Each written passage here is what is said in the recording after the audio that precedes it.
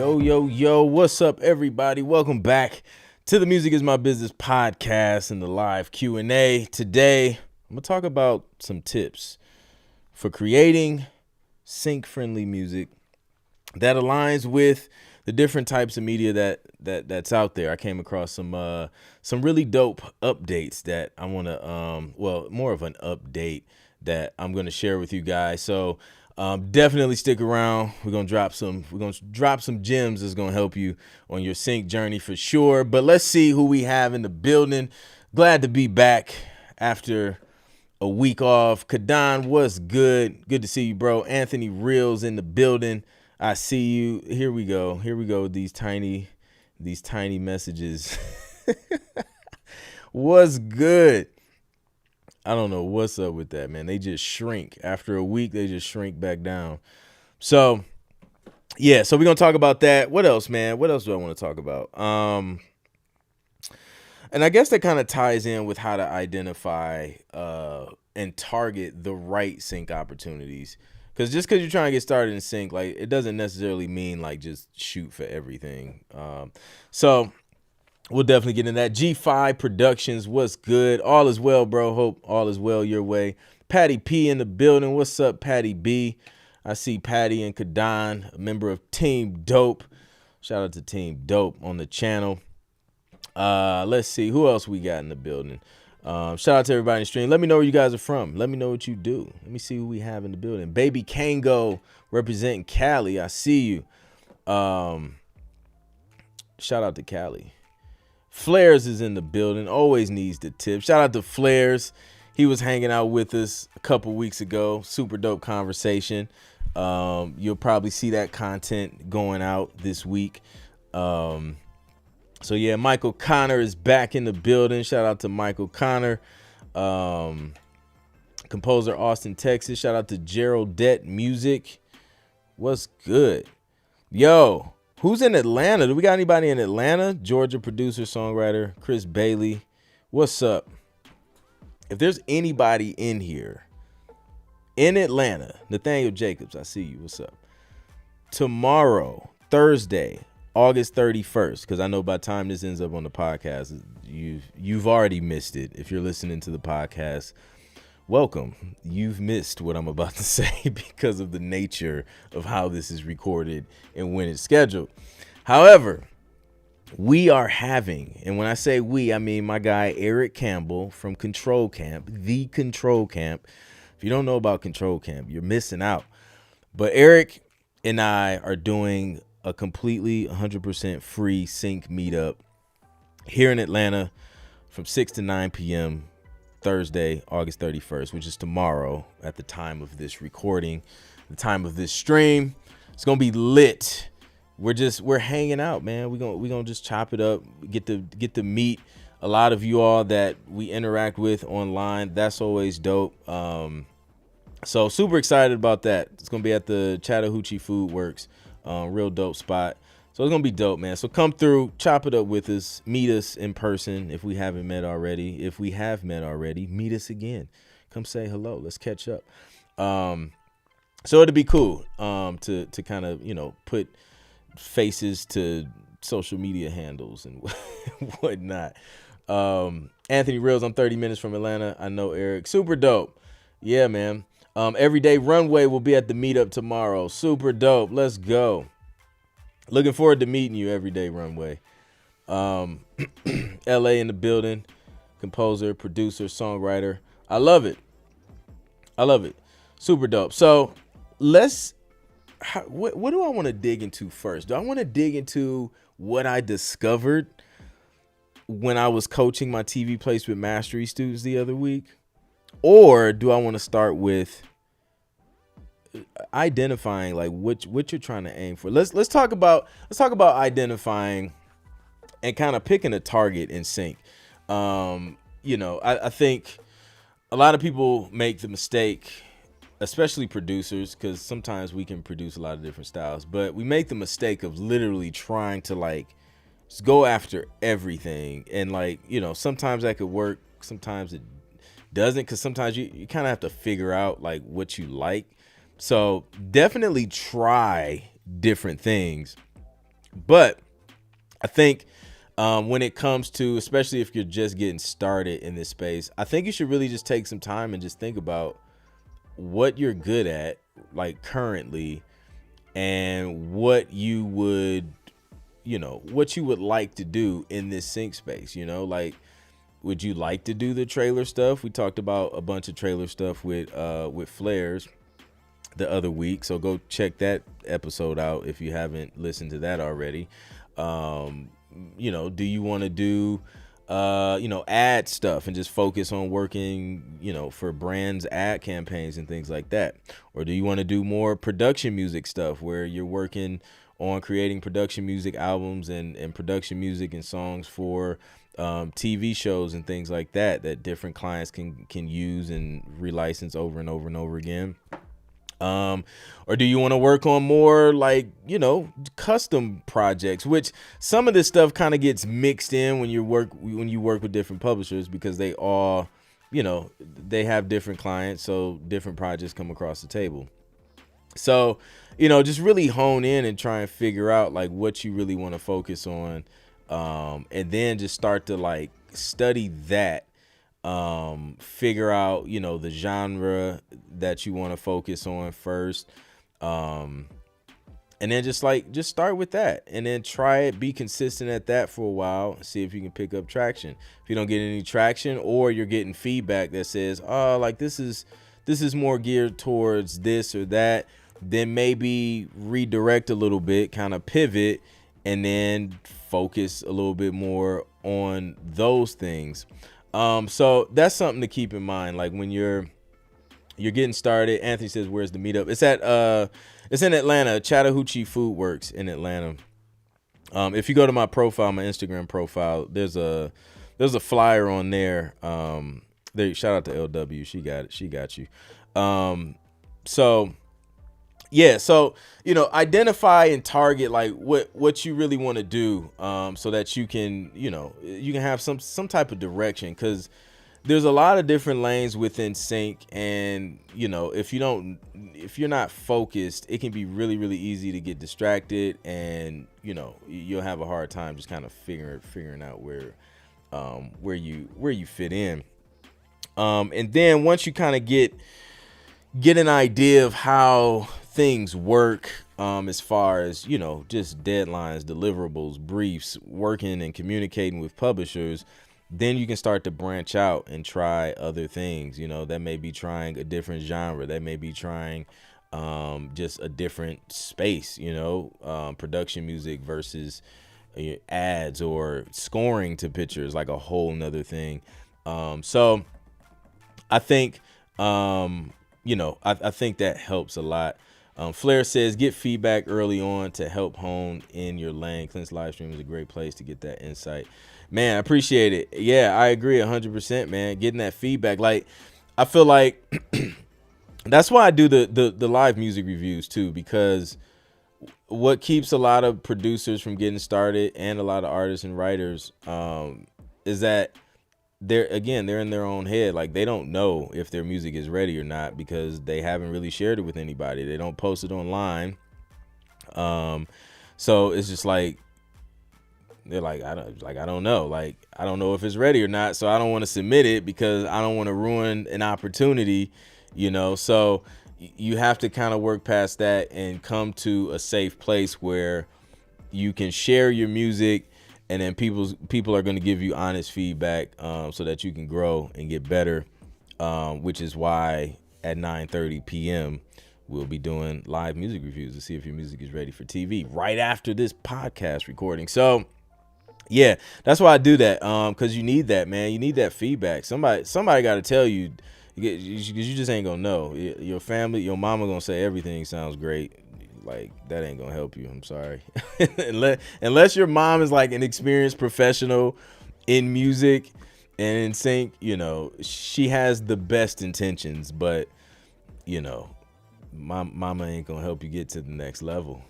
She's not gonna help you. So get better, get stronger. Exactly. I'm definitely in my head. I see it all the time, man. Every single producer I coach in TV placement mastery, like most of them, most of them are they're just in their head. I listen to the music. I'm like, yo, first off, you wouldn't even get in TV placement mastery unless your music is good, and has potential. So most of them, it's just like, yo, music's great. All you need now is the know-how. You need some structure, and then you need some consistency and accountability. And those things push you over the edge. You know what I'm saying? So like that takes you from getting 0 results to, getting your first licensing deal, getting your first placement, getting your first 10 placements, 100 placements, like whatever it is. That's what helps, man. Having that accountability, having someone who has been there already that can tell you, okay, you can save a lot of time if you just skip this step, just do this. You know what I mean? So that's why coaching is crucial. How long should you wait for a response before submitting to another library? Oh, I don't wait. I just keep going. Like, yo, every day, like, boom, just keep going till somebody hits you back. If they hit back late and the music is already signed, that's their bad. They waited too late.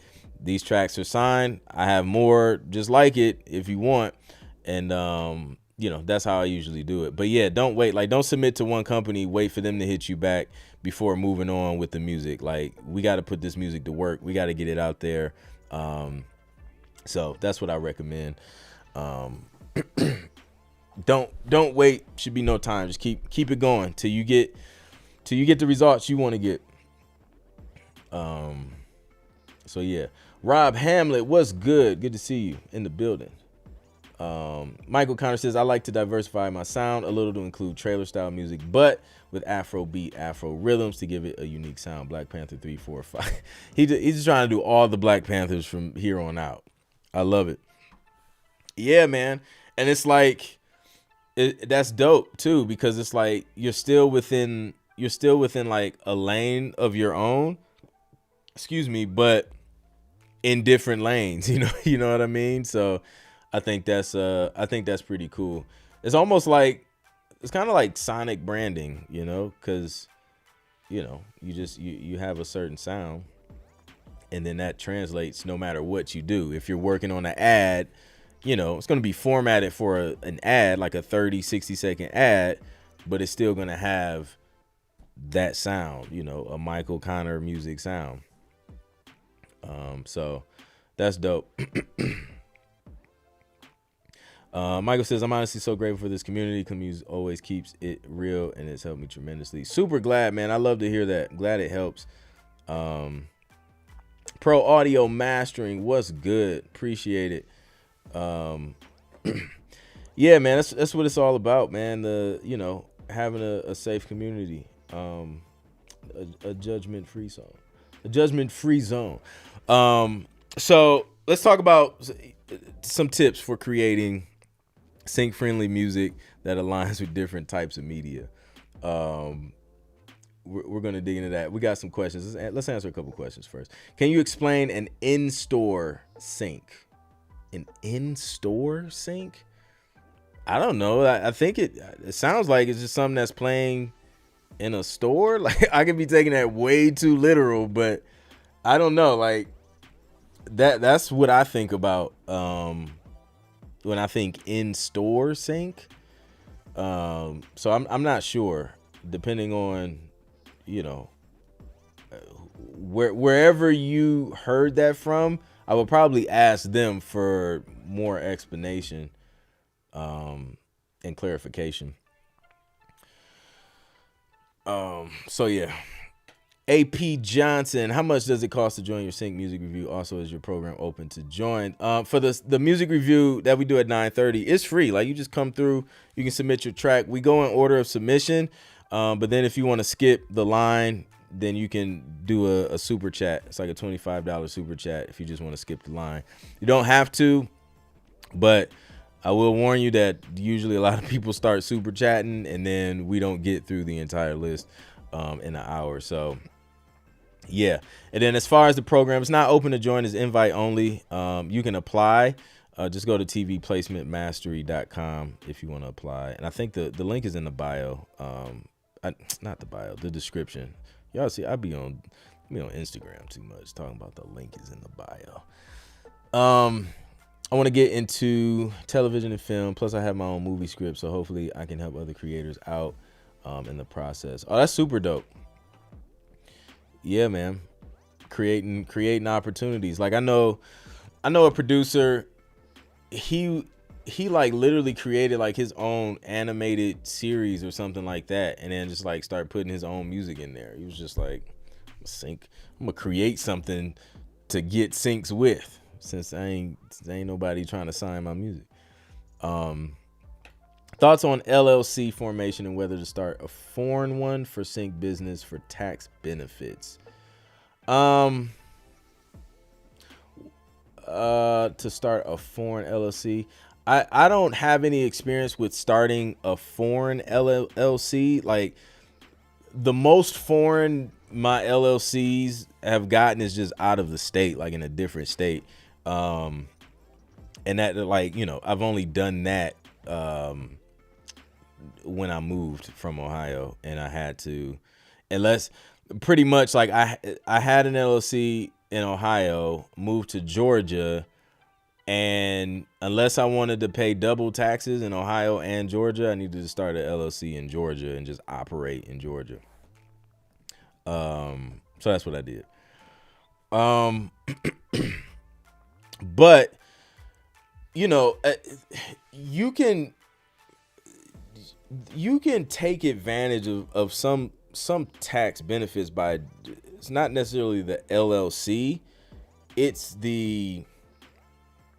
how you operate like financially as well that makes a big difference. Because you could just be just a regular sole proprietor and still, you know, take advantage of tax advantages if you have a business, you have a business account, which yeah, I think that's a good question too. If you can open a business account as a sole proprietor, or if you would need it like at least an LLC.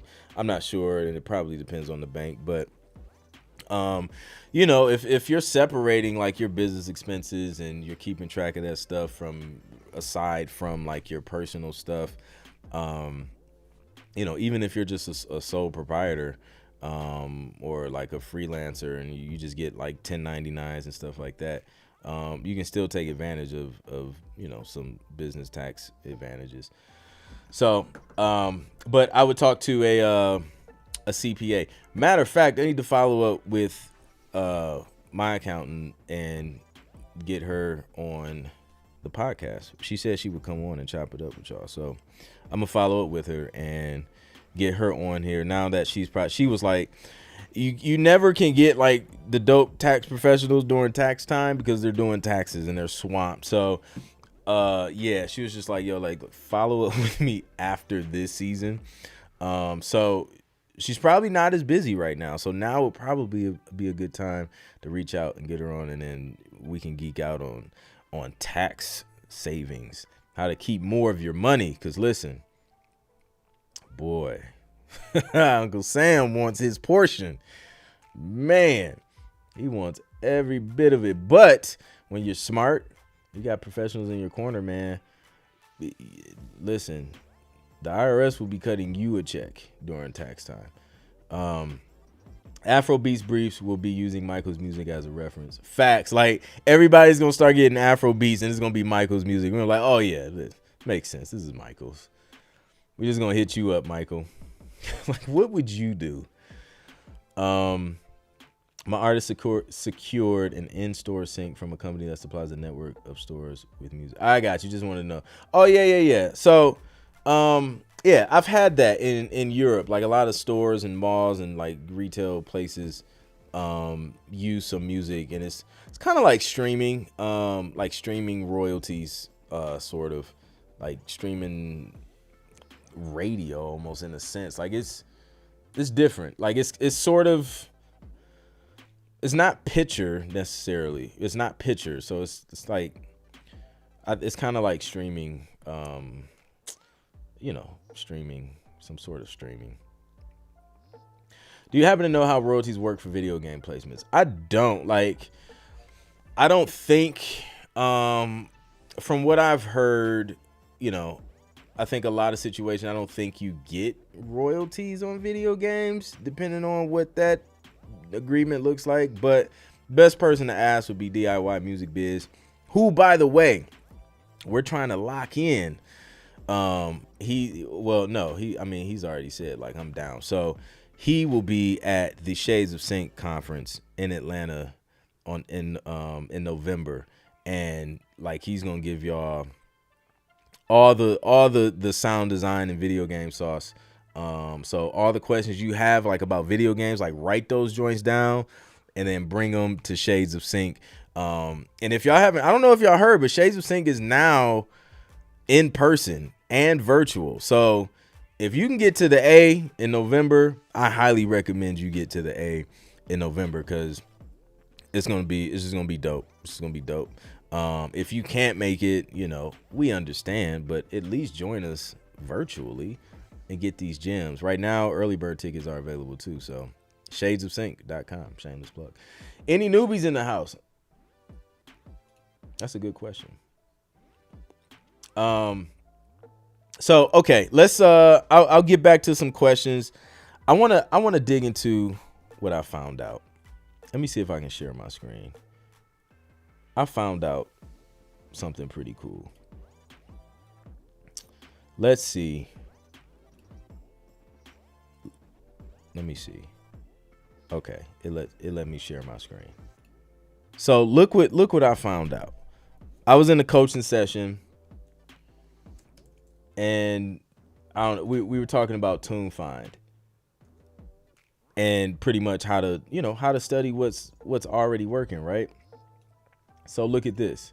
TuneFind, you can look up music that's been on TV shows, movies, games, but look at this. Look at this right here.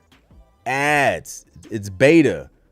But look, it shows you ads now. Like before, we would use iSpot.tv.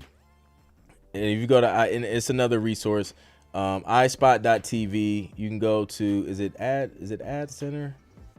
Okay, top ads. So you can go to the top ads, and whatever category, Super Bowl, you can go to these top ads, right?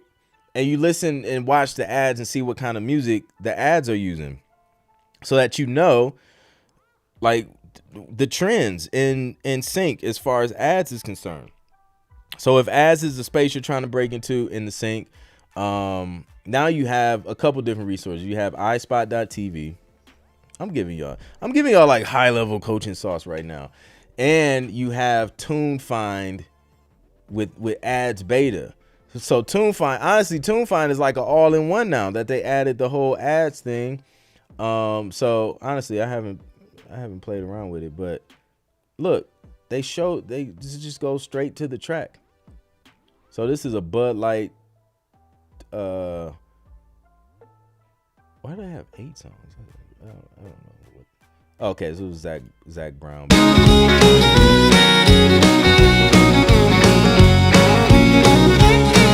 So you can like literally listen to the music that's being used in ads.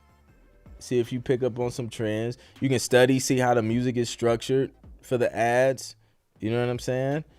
And just kind of create your own little swipe file of music that worked. Like, listen, the whole cheat code in this sync thing is just doing what already works. Like, you don't have to reinvent the wheel again. Like, no, just do what works. Go to what already worked and do more of that. That's it. That's all you got to do. You don't have to create like just this, don't make it harder on yourself. Here's an Apple iPhone commercial. You can't hurt me no more. So, oh shoot, I can't play this stuff on this is about to get my podcast demonetized and taken down and everything. But I thought that was super dope that they added that. So shout out to TuneFind for like adding that. And then there's a trending section, so you can see the music that's trending and what it's been heard on. Oh, this is fire. Let me show y'all this too. Look, there's a trending section. And literally, like, you can see like what was trending last week, and then the shows that it was on. So you can see this was heard on these shows. You can get good, subject ideas. Shout out, look, Whitney Houston. Oh, well, I guess it was heard on her own show. But Whitney Houston's still getting syncs. This is what I mean. Like, people think I just be exaggerating. I think when I say like you get paid royalties way beyond your life, like longer than you live. Like it literally just does not stop. So Whitney Houston, rest her soul, is still getting syncs out here. This was 2022. All of these were 2022. People singing her music, like she getting synced out here. Sing 2 gave a lot of people syncs. Like they was just singing all the hits. That's a whole nother thing. I was watching Sing 2 with my kids. I took the boys to the movies during the summer, and they have this matinee thing. So we go watch movies. So I took them, and I'm literally watching Sing 2, and I'm like, yo, I low-key feel like they created Sing and Sing 2 just to have sync opportunities for this music. Like, they just created a fun show. It's like, yo, we just about to throw all of these songs in here. Just make some money real quick. That's what I think. That's my conspiracy theory. My sync conspiracy theory. So shout out to TuneFind.com. Check, like, it's a resource, man. Use that joint. Cause they stepping it up. QT the God, I finally got road to 10 placements. Straight gems. Appreciate that, man. Welcome to the road to 10 placement gang. That's DJ right there. So, all right, let's get back to some questions. Devon says, yo, what's good? Is it normal for the library I'm working with exclusively to register the songs I produce through my pro, or should I be doing that myself? Yeah, it's normal for them to register it for you. Especially if it's exclusively. Usually, yeah, they kind of take care of that. If they haven't, reach out to them and ask, like, yo, hey, is this something you all take care of, or is this something, I should be doing on my end? But usually they take care of that stuff. Because they have to make sure there's not like double names for the titles and all that stuff. So yeah.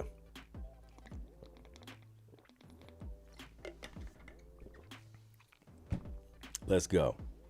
That's bottle number 3. I need to be drinking like 5 of those.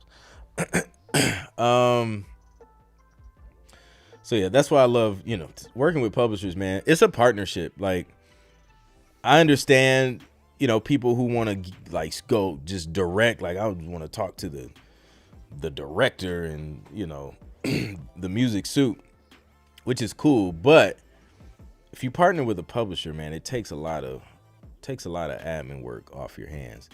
A lot of things you don't have to worry about, like negotiating and all that stuff. Like, you don't have to worry about that. The publisher does it for you. You just create, send it to them, and you're good to go. So, yeah.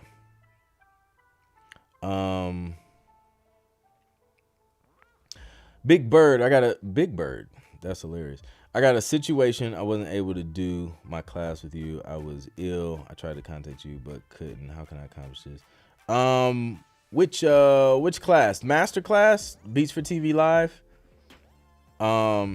Email support@beatsfortvlive.com if it's the master class you're talking about, and we'll figure out what's going on. If you were I take it you had the VIP ticket, because there was a replay option, so just email support@beatsfortvlive.com. I'm a producer like you and wanted to know, have you ever made a beat for an artist? If not, would you like to? Yes, I have made a beat for a lot of artists. Yeah. I don't do it as much now because I kind of focus on sync, and honestly, I create songs with artists, but they're more so sync based artist, you know what I mean? And there's like, there can be a difference between the artist who works in sync a lot and just the artist who has no idea about sync. So yeah, I'm either working with artists who just their primary focus is sync, or I'm working with songwriters who are just super duper dope that they can honestly be artists, but they prefer to just chill and just be really great songwriters. So yeah, interested to hear your take on budgeting with inconsistent income from quarterly royalties. Ooh, this is a good question. So budgeting when you don't know how much you're getting every quarter. That's why I waited for a few years before quitting my job. Like, I waited a few years for my music business to make, either the same or more than my day job before I actually quit, because of that exact reason. It's like, you could have a great quarter, you could have a great year, but will it be consistent, and can you build a budget around it? So if you do it like over the span of 3 years, you can kind of take a step back and see, okay, this is about what I make on average every year. So what you could do is, depending on how much you get, well, first you can save up, and just kind of create a saving. So if you do have like a slow quarter or something like that, you got something you can pull from to make sure the bills still get paid. So that's number one. You get that. Then you could budget out your bills quarterly. So if you only get paid quarterly, if it's enough to where you can like budget out your bills, say for the next few months or whatever, you could do it that way. And then, okay, boom, everything is covered for these next 3 months. So for these next 3 months, I'm gonna just grind and work on projects and make more money and do what I have to do to make sure, when the next quarter comes around, you're in a good place. And then, you'll see what that royalty check is. And then that'll just kind of add to that. So you can kind of budget it out quarterly. If you're getting paid quarterly, you budget it out quarterly. I recommend, creating like just multiple streams of income. So you're not just solely relying on the quarterly royalties, because those can go up and down. So, think about all the skills you have as a producer. Are there other things you can do to generate income in your business? So, if you're leasing beats to artists, or you're working on artist projects, if you're recording, engineering, mixing, mastering, voiceover work. I know some producers in here do voiceover stuff, video editing, audio editing, like whatever it is, like just do other things so that, you're not just relying on just like the single stream within your production business, because those streams don't be streaming like you want them to stream all the time. So you need some other streams to add to the stream when that stream gets low.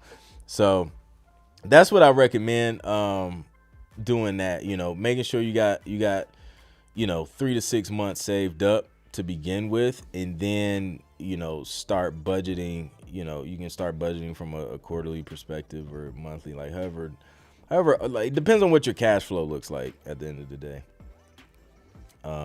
So yeah. I was asking to see if there was a way to avoid paying income tax on the LLC's revenue in your home state by having an out-of-state LLC somewhere like Wyoming where there is no income tax. No, because if you're operating in another state and you're doing business in another state, that requires taxes. Like, once you hit a certain, I think it may be like a certain threshold.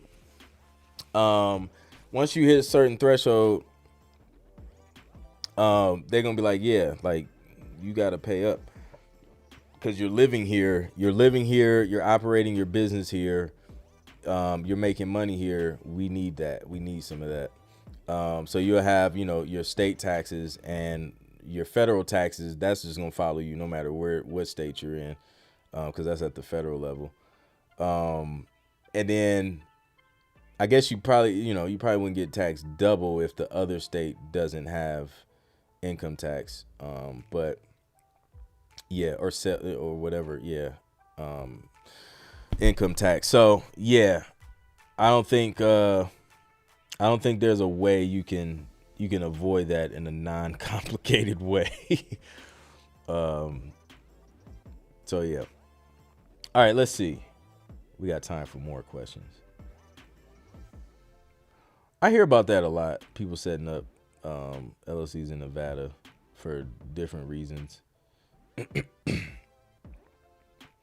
But yeah, I'm not sure. TuneFind and iSpot generally only play songs. I haven't found anywhere to listen to instrumental tracks that are being placed, especially on ads. Am I missing a resource? That's a good point. You definitely hear mostly songs on those. But instrumentals, I don't think there's not that I know of, man. Like outside of just the music libraries themselves, like the music libraries will have all the instrumentals, or just listening to the shows. But of course, you listening to people talk over that stuff. But yeah, I think like just going directly to the music library's website is probably the only place you can listen to some instrumental stuff.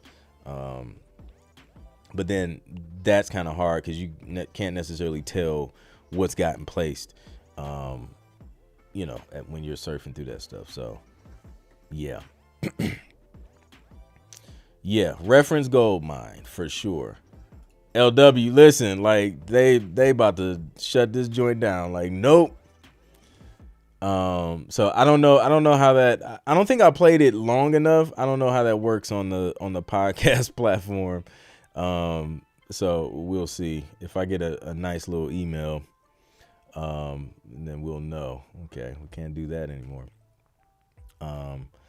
So yeah, I see BMI is trying to sell themselves again. Would you recommend steering clear and signing with ASCAP or CSAC? I know people say go with whichever is active in your city, but neither is active.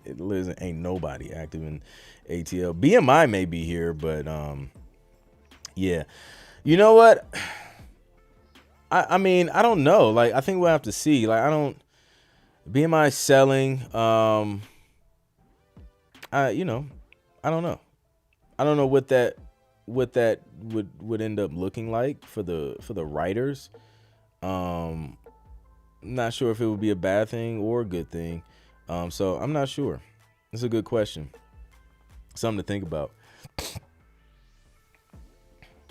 Sing licensing, generational wealth. Point blank. That's it. So yeah. Will there be any music soups at Shades of Sink, and will there be a pitch session with some feedback from them? Yes, there will be. There will be music supervisors there. There'll be sync agents. There'll be, like, we're literally trying to bring in everyone from like every step of the process in sync. So we've been reaching out to music coordinators, supervisors, sync agents, library owners, creatives, artists, songwriters, people in video game space, sound design, producers, people who work on ads, people who work on trailers, people who work on production music for TV. Like, we're literally like trying to cover every every part of the spectrum when it comes to sync. So yeah, that is definitely happening. And then yeah, me and Jay were talking about that. We was just like, yo, we're trying to figure out how we want to do like the pitch session. But yeah, that's something that we definitely want to implement, because like I feel like you'll get a lot of value from that. Like, you're already in the building with them. Why not set up some type of pitch session where they can at least listen to it? And then if it's something they rock with, then maybe you guys can continue the conversation further, outside the event. So yeah, we're definitely going to make sure something like that is in place, because I mean, that's what it's all about, man. Connecting the dots and giving you all opportunity, and the information to make it happen, man. Because we made it happen, so we know how information can change a situation. So we're about to share all of it in a day. So yeah. Is the venue already picked out for Shades of Sink? Looking for hotels close to the venue? Yes, it is. It'll be in I think it's in Midtown. For sure. But yeah, you will definitely keep you updated. For every, like, all the ticket holders, you guys are gonna get emails and stuff about venue address, so you guys can start planning ahead and things like that. But if I'm not mistaken, let me see.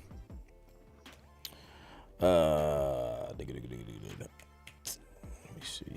I think it's in Midtown though, if I'm not mistaken. Let me pull up my maps.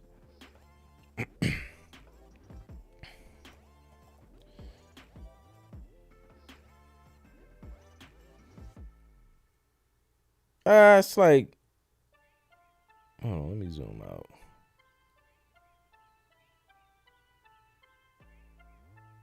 It's more Buckhead. Yeah, it's Buckhead-ish.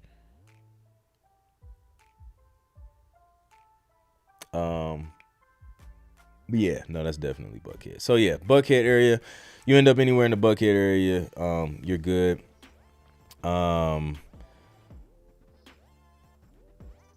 So yeah. And then even if you're like a little like outside, you'll still be kind of good. Depending on, like, getting near a major freeway. That airport traffic get crazy though, so we're definitely not trying to be close to that. Especially if you're getting out by like rush hour. Oh my gosh. So it was a masterclass. Yeah, definitely shoot them an email. Do you have an engineer master your 2 tracks, and what should we expect per track if we do? No, I mix and master my own stuff, but definitely have. It depends on the company. Like, whatever the company wants you to have as far as stems, make sure you get that stuff. But I would, to make it easier, if you don't know and you're working with another engineer, have them bounce out all of your stems, individual stems, mastered and unmastered, so you get both versions, and then you can kind of create your own mixes from there. Because you really don't have to do much, but do some leveling stuff, and then you're good to go. So yeah. AJ, what's your creation process? Do you create a few sounds for different types of briefs? I create templates. So once I have something that worked and gets accepted and gets placed, I'll create a template from it, and then that'll be what I use for a particular style. So I've been itching to do some more piano music, so I have a template for that. I have a template for like epic hip hop stuff, a template for ambient stuff, tension stuff. So I just work off templates, man, and the sounds in there. I know for like my sports stuff, I'm always gonna have some brass, maybe some strings, synth, just different things that you're gonna have. And then depending on how much time I have, like I just submitted to a brief. I didn't have time to really create any new music this week, but I had something already stashed away that worked for the brief, so I just submitted that because it wasn't submitted yet. So I only submitted 1 track for that brief, but that one song, it'll I think it'll do good because it's, number one, it's a full song, so we'll have opportunities for upfront sync fees and stuff like that. And I think most importantly, instead of just like, I want to have like 50 tracks per brief to submit because it's a numbers game, like that's not necessarily the best approach to take all the time, because you want the tracks that you submit to actually fit the brief. Like, that's the most important thing. Like, if you only submit one track, but that one track is like spot on to what they're asking for, I'll be more happy with that, with sending that one track than sending like 10 tracks that like you could probably force it to work, but it ain't really there. You know what I mean? So that would be my advice. Do as many as you can. Just make sure they actually fit the brief. Jay, what's good?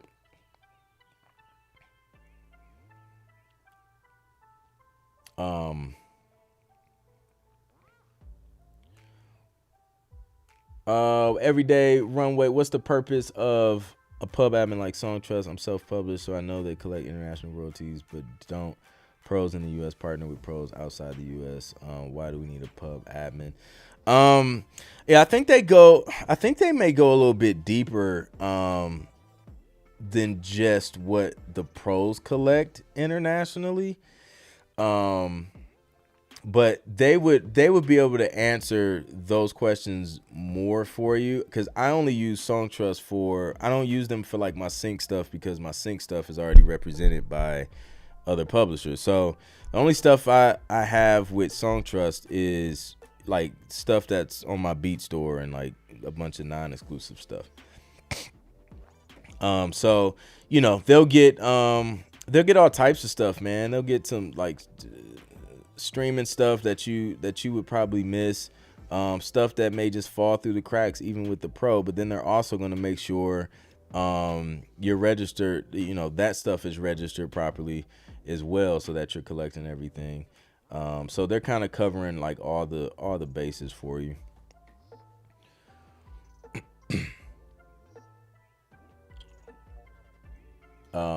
Jay, hey Clint, I came across a brief and it said it takes 3 to 6 months to pay the upfront fee, and I was like, what the heck? So my question is, how long it take you to get paid? Man, listen, 3 to 6 months. That's not, is that the upfront to pay the upfront fee? I've seen 3 to 6 months before. I've seen 1 to 2 months. It really just depends on the company and their accounting department, because sometimes like you have a company where they'll collect all the fees, but then they only pay them out every quarter or biannually. So you're only going to see 2 payments from that company a year if they pay biannually, no matter how many sync fees you get, so they're just going to let it accumulate, then they're just going to pay it out, because that's how they do their accounting. Whereas some other companies, like, it can just be, boom, as soon as you finish up a project, you can expect your fee in the next 30 to 60 days. So it really depends. But one thing I have found for sure is that usually the upfront sync fees on the TV film side, I see those a lot faster than I've seen major label producer fees paid, because it's just this whole drawn out process, man, with the labels, and you got lawyers are going back and forth and negotiating stuff and language and terms, and it's like it could be forever before you see that. So comparing the two, I think sync definitely pays faster when it comes to upfront sync fees. And yeah, I think typically a couple months is fair to expect, for sure. Could be less, could be longer, just depends. Flair said, "Sound like Clint needs to start his own publishing company." I'm okay. I'm okay on that. I'm okay on that right now. It's a lot, man. It's a lot of work. I have a publishing company, but it's a lot of admin work, man. And I like creating more than I like doing admin work. But we'll see. We'll see what happens in life. But but no, I have one. And occasionally I'll do a deal with someone, like if I have like an opportunity, like currently. And it's like, say I need a writer, because most times it's with songwriters and things like that. There's a few producers, but you know, if I have a deal on the table and it like makes sense, you know, they're not tied down to a publishing deal, then I'll do something like that. Or I came across like a super dope artist, and I was like, yo, like this music is syncable. Then, you know, I'm not producing or I'm not involved creatively, so, you know, I do a publishing deal and then connect the dots. So yeah. So yeah. Kim Durr has entered the building. Shout out to Kim. What's up, Kim? We got a few more minutes. Let me see if I can get like a couple more questions in. Let's see. AJ, are you still actively pitching to music libraries, or are you in a place where you think you're good for now? Yeah, no, I definitely actively pitch to libraries. Mostly the ones that like I work with on a regular basis, but then a lot of times I'll get hit up by libraries, just kind of, you know, being who I am in this space, you know, it attracts opportunities, and then I'll have libraries hit me up and, you know, want me to do some stuff for their catalog. So, yeah, I absolutely like actively do new deals and have conversations and stuff with libraries and sync agents and stuff like that. So yeah, and I think, you know, I like to stay active because I think it keeps me on the ground as far as like what's going on and like new trends and things like that, so that when I'm coaching producers, like I'm giving you up-to-date information, because like I'm literally like in this as well. So, you know, anytime I'm learning something new or seeing like a shift or whatever, I'm able to share that like in real time, not giving you like dated information from like a decade ago, talking about this is what you need to do now to get in the sync, and it's like super old information, which I mean, like a lot of the principles don't really change. Like, you know, be professional when you reach out, have music ready on hand, make sure it's mixed, master, make sure it sounds good. Be a human, like don't treat people like they're robots just sitting there waiting to listen to all of your music at once, you know. So like those things never really change, but yeah. Let's see. Yes, I chew on beat. So listen, shout out to LW for the reminder. Tomorrow night, thank you, LW. ATL Sync meetup with my guy Eric Campbell from Control Camp and myself at the Chattahoochee Food Works, 6 to 9 p.m. Just come through. We're not listening to music though. A lot of people ask us like, are you listening to music? Can I bring my music? We're not listening to any music. We're not doing any reviews or anything like that. We're literally just hanging out, having a good time, talking about sync, of course, but just having conversation, even if it's not about sync. Like, networking tip, like if somebody's, you know, at the side of the venue talking about, I don't know, talking about Marvel movies, when you join the conversation, don't come into the conversation talking about sync stuff. Talk about the Marvel movies. That's what we're talking about. So that's a networking tip. And then naturally the conversation will progress and you end up talking about what you do. So yeah, come through. It's going to be fun. It's completely free. If you want, like, if you get thirsty and hungry, which most likely I will, I'll probably be eating like 30 minutes into the, into the thing. But if you get hungry and thirsty, you know, you can purchase food and drinks and stuff like that. So they'll have all that stuff there. So yeah, it's going to be dope. Come through. It's a vibe. All right, let's see. Everyday Runway, how to use AI in your workflow. Dun, dun, dun, dun, dun, dun, dun. I don't even know if I should share this, but I'm working on something for y'all, man. And it has to do with AI. And I think I'm gonna just like, I don't know.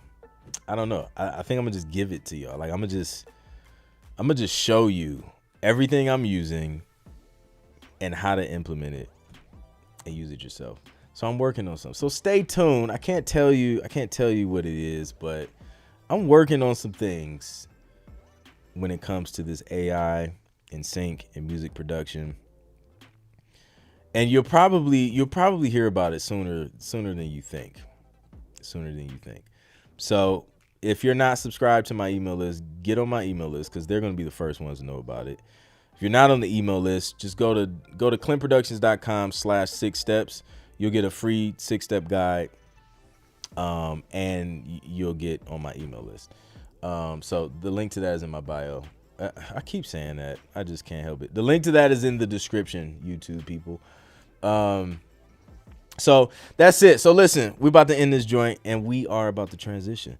So stick around. We're about to do live music reviews, seeing if your music is ready for TV and film. If it's not, we'll let you know. If it is, we're going to let you know that too. It's going to be fun. I've missed it. I've missed hanging out with y'all.